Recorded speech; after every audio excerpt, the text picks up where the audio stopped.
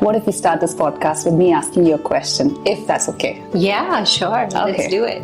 It's okay not to be feeling or basically not being the same every other day. On an average, a woman goes through about 500 cycles. Oh, in wow. her life. Have you been able to crack the code for yourself?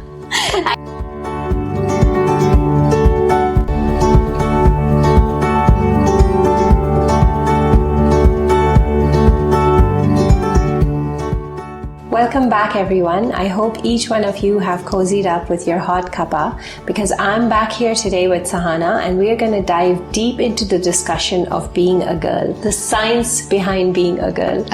So thank you, Sahana, once again. Thanks, Suprajita. It's lovely being back here. Yes, absolutely. And it's so much fun. I'm very excited about it today Me because too, we're me going to too. talk about the real stuff today. Yes. So Sahana, last time you mentioned about the various phases of our menstrual cycle and Yes, the heightened abilities during each of these phases. Right. So could you tell us the details? Sure. It's just that there's so much information to be understood here. Yeah. And I really hope I do justice when it comes to giving the essence of each of I'm these sure phases. you will. Yeah. So I hope so. So I personally like how Miranda Gray, Lucy Page, again, some fabulous women who have authored two very different, very resourceful books, have described our periods to be as, described our cycles in general. It basically changes our perception about our own cycles. Okay. So talking about the phases, going back to the strengths, the first phase, which is a menstrual phase, is basically a phase where the hormones are flatlined.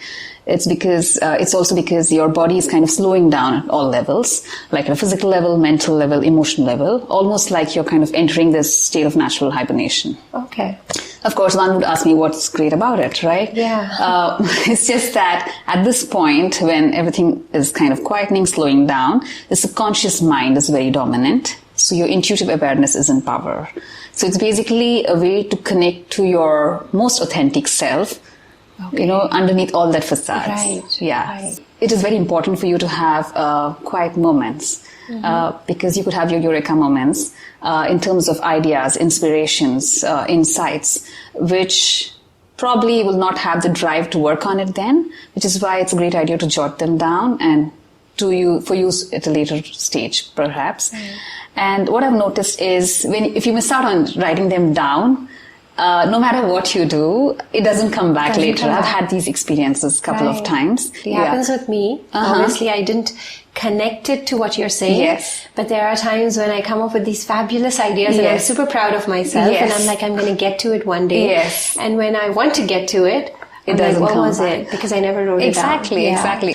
It's also because at this point, since the intuitive awareness is really strong, it's a great time to even intuitively kind of review your goals and kind of see if it is still aligned with what you exactly want to do. Okay. Not logical, it puts the logic aside, but more of an intuitive approach to things. Okay. Right?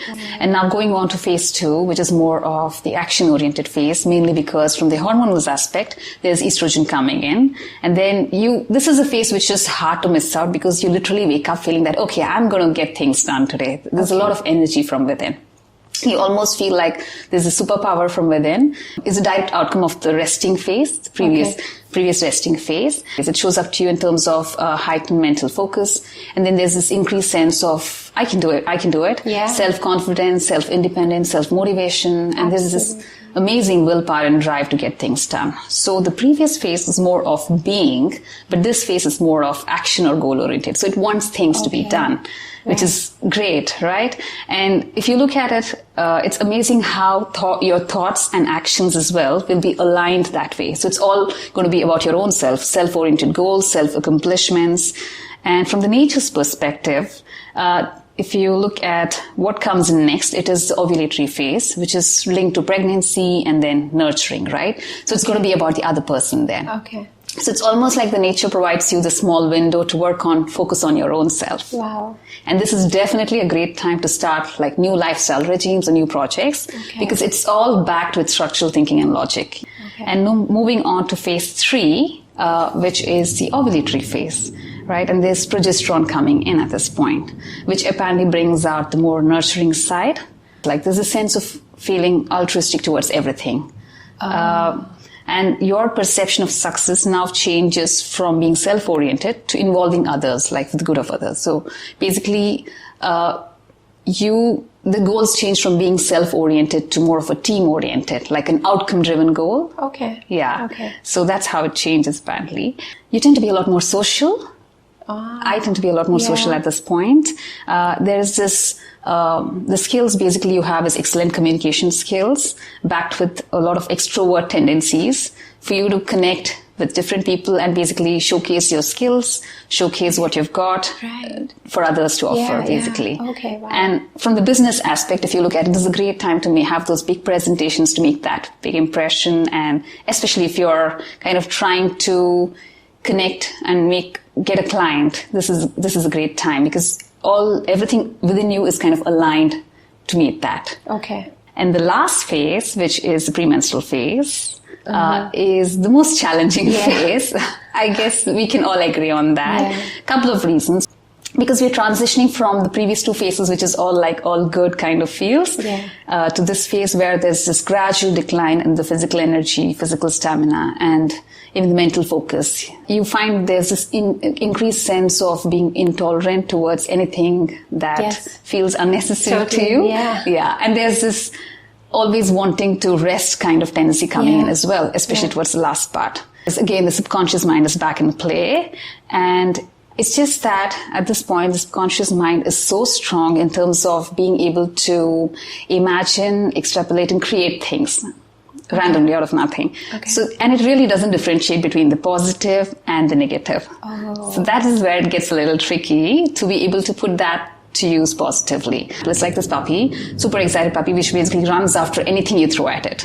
Okay. But this puppy doesn't recognize the positive and the negative. So having this awareness probably will help you channel it in a little positive way. And I definitely don't mean positive affirmations because this is one phase where things just backfire. Yeah. They don't seem to work. Absolutely. They don't seem to work. Yeah, you don't want to get up in the morning and look at positive affirmations. They will make no sense to you at that point in time. Exactly, right? So when I say put it to use positively, I'm talking about using that energy creatively for problem solving in terms of considering that there's a project which you've been working on and you've hit a roadblock. Okay. And you've not been able to go beyond that. This is a time when you can put that energy there and you'll find yourself coming out of box solutions. The creative leaps is what I'm talking about. Yeah. It is amazing. So it's also the creative phase. Yes, it is a creative phase. Okay. Yes. And the other side to it is, of course, we all know that there's strong emotions coming in play there, right? So now if we have strong emotions, we have the subconscious mind, and both of them can partner together to create this powerful ability they have a powerful ability basically to maybe dramatize and amplify scenarios which otherwise wouldn't have mattered to you. Okay. So it's basically why this happens is it's the subconscious mind holding this neon signboard that say, hey, this is an underlying issue. This is something which you need to work on. Okay. So it basically brings it all to the surface. Yeah. And it's something for us to work on within ourselves. It's not about the other person or not about the situation. Right. Yeah. And why I like this is it's almost like we're given this opportunity every cycle to clear out this emotional baggage. Absolutely. Of course, there are a lot of ways to do that, and we're not touching upon those aspects now. Yeah. And this is very important because recently I came across a research which talks about the link between chronic diseases and suppressed emotions. Okay. Yeah, chronic diseases, I'm talking about autoimmune disorders like chronic inflammation, rheumatoid arthritis, chronic fatigue. They don't have a definite reason as to why they happen, and there's no definite cure. But suppressed emotions are one of the things. I'm talking about healthy anger, suppressing healthy anger. Right. And it's just amazing that how we have this opportunity within our own selves to basically kind of work on it and work through that emotion. So all these emotions start surfacing during your premenstrual phase. Yes. And you kind of come face to face with everything which you have been suppressing for a long time. Yes. Okay. And this is why they call it working in within yourself. It's not about working with the other person. This is not a time to kind of have those discussions with the other person or issues involving other person, because it's all about you in terms of clearing your own emotional baggage. Absolutely, yeah. That And makes so much sense. This is why it makes so much sense to have boundaries set here to guard your own self. Okay. And guard your loved ones as well. Right. And use this energy creatively in terms of put it right there in terms of problem solving or experiencing out-of-box solutions. And yeah, you will see the results.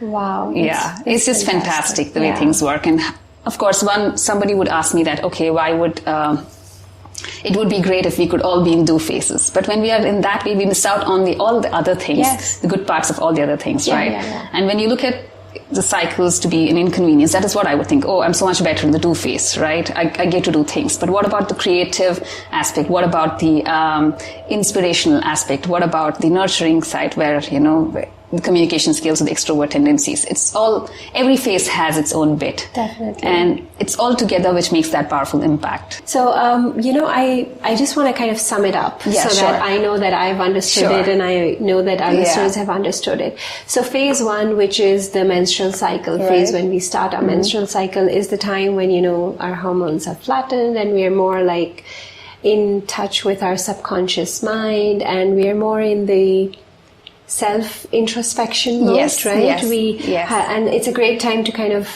put a lot of mind to the thoughts that are coming up and take note of all that because we're able to generate a lot more that's coming from within. And then phase 2 is the pre-ovulatory phase where we're really in the go-getter thing. So, and it comes so amazingly because you've just introspected and you kind of just figured out things for yourself. And now you can take it and put it into action, right? Because you're highly energetic. Great. And phase 3 is the ovulatory phase. So it remains the same. A lot more empathetic, being the nicest self. And this comes in genuinely. It's not like you're trying it. It comes in genuinely where your whole perspective changes about success. But then you're taking a bigger environment into consideration. You're more like a team player at that time, right? Whether it's socializing, whether it's doing big things, presentations, you can do all those things. Okay, and then we come to the premenstrual cycle, which obviously isn't the most pleasant of it all, and we are again back in the subconscious. It's just that this time it's a lot more stronger because we have strong emotions together. And it's a wonderful opportunity to clear out that emotional baggage and also use the search and retrieve ability of this puppy mind to kind of go through all the ideas you have and probably find that solution for that specific problem, which otherwise you've been stuck on it for. Right. Okay. Wow. It's fantastic. Yeah, it is fantastic. And it's something great to kind of really imbibe and practice it on a daily basis. But I have a question for you. Sure. It all sounds great and I would love to do it. And I'm sure everybody who's kind of, understanding this would love to do it. But how do we practically implement this into our lives? I know it sounds all nice there. And if I were to hear it for the first time, I would have this question too. So how on earth will I change the world to match my cycles, right? Firstly, you don't need to change the world to match your cycles because our cycles is something personal to our own selves. It's our personal planner for us to use. And the world doesn't want to know. The world doesn't need to know. And honestly, the world doesn't care whether or not you are in an optimal time to take up a specific task. I mean, can you even imagine using this in a corporate setting? Yeah, exactly. It would be probably ridiculed upon, right? But that leaves us with 3 scenarios. Let me put it across this way. So scenario 1 would be the most idealistic one, wherein your stars are aligned and things automatically fall in a phase, which is the most optimal for it. And then, of course, it's a win-win situation because you're getting to use the heightened abilities of that specific phase and then to put in your fullest potential and get things done. Exceeding your own expectations. And now a scenario 2 would be in circumstances where things don't happen to fall in an optimal time, but it's under your control for you to kind of manipulate and have them changed around, right? And then it pretty much equates to the scenario 1 we discussed. Now the most realistic one would be things come up, tasks come up, and of course you can't change them around. You have to get them done. But turns out your heightened abilities do not match with that specific task, or you're not in an optimal phase for that specific task. Then it's not like you're going to say that, okay, I'm not going to be doing this task. Of course, we always do what we have to do, what we want to do, and we get it done to our best ability. But looking at the bigger picture here, there is so much awareness in terms of understanding that, okay, there's this task that will help you prepare well in advance for it. And much more important than this is the kindness, being kinder to your own self that, okay, I understand that I might not be able to meet this highest benchmark which I set for my own self when I had probably taken up this task previously in an optimal time. Right. Yeah. Okay. But you're still going to do your best, but you're just kind of being a lot more kinder to your own self. Absolutely, yeah. Yeah. And that whole change in your perspective can make a huge difference. But having said that, I'd like to add in a disclaimer here saying that it doesn't mean that if you start following this, it doesn't mean that everything will always be perfect and you'll just be like this unicorn exhaling rainbows. Yeah. Yeah. That doesn't happen. It's just that you would know to make the most of the best situations to your best advantage. And when things are not that great, you'll still know how to sail. You're kind of well equipped to sail smooth. Absolutely. When the tide is rough. Right. And that is what is important, right? Yeah. And you know, all this conversation around being mindful and being kind to yourself, I think this understanding really allows you to do that because there's a reason why you're not performing to your best ability. I mean, you are performing to your best ability at that point in time, but you're not doing what you could have done in another You're still doing your best. Yeah. It doesn't mean there's a compromise. You're still doing your best. But this best could not probably be that best. Yes, so, and there's a reason, there's a science behind it. Yes, there's a science behind it. Which we've, thankful to you, we've been introduced to. No, really. Thankful to a whole lot of fabulous women who enlightened me. Absolutely. Recently. And it is so amazing because I know I'm the kind of person who constantly likes to, you know, plan. I get these planners, I get these journals. And now when you say this, when I buy these journals, I've always come across journals with, you know, a place where at what point are you on of your period cycle? And I'm like, wow, how does that matter? Yeah, you have, you know, these wellness journals, they have these things where you have to kind of put which day are you on. So I thought it's more for like, for me to know or remember, because a lot of people forget. Yes, I don't, but I do know a lot of people forget which point they are in, or if they're planning, you know, maybe a baby or something like that, right? Yeah. But now that is so, I just see it so important because it kind of makes me break it up. This. And this just makes it amazing. It just all joins the dots. Right. And it's like, you know, kind of syncing my body journal or body... what do you call that? Body planner. Yeah, body planner. To the weekly planner and getting the most out of it. Absolutely, When you're kind of honoring this, you're honoring your cycles and you're staying attuned with your body, like you said, which is the simplest form of practicing mindfulness, if you look at it that way. Yeah, absolutely. Yeah. And having said that, I still believe in this that I personally don't buy any theory till I try it out. So I would say, try it before you buy it, or rather try it before you deny it. Yeah, definitely. Definitely. It's very relatable. Absolutely, very relatable. There's a science behind this. It's not... But Sahana, having said that, we do understand that, you know, this helps us tally the body clock with the phases of our menstrual cycle. But then there are a lot of people facing a lot of menstrual challenges as well, right? There's a whole bunch of them. There's a list of it which could go on. A lot of women find it extremely challenging to be navigating through these phases. Right. And then there is the premenstrual syndrome, a severe version of it, PMDD, which again is a tough condition for somebody who lives with that experience. Right. Apart from that, I could also think of conditions with underlying pelvic pain. We're talking about really painful periods, which kind of needs medical intervention. It's called dysmenorrhea. There could be endometriosis, which is so common amongst young girls. And again, talking about even polycystic ovarian syndrome. So in all of these scenarios, of course, yoga can be extremely beneficial. So definitely, yoga is not a panacea. It doesn't solely cure the underlying condition. But considering the severity of these conditions such that there is medical intervention needed, yoga goes hand in hand with it. So it basically complements the conventional medical care and helps that individual get the most out of that care. Okay. Let me explain how. So basically, when we look at conventional medical care, which is great, I have no issues with that. It's just that it has a very condition-centered or the disease-centered approach. All right. What happens with this is it has its shortcomings in terms of not being able to cater to the whole lot of other side effects or the other symptoms in terms of chronic fatigue, chronic pain, anxiety, depression. It does not cater to that. It's just working on that particular condition. Yes. Right? Right. Whereas when you add in yoga as an adjunct there, yoga therapy I'm talking about has this very person-centered approach, and it caters to all of these because yoga has so many tools to offer which caters to solving these concerns. Right.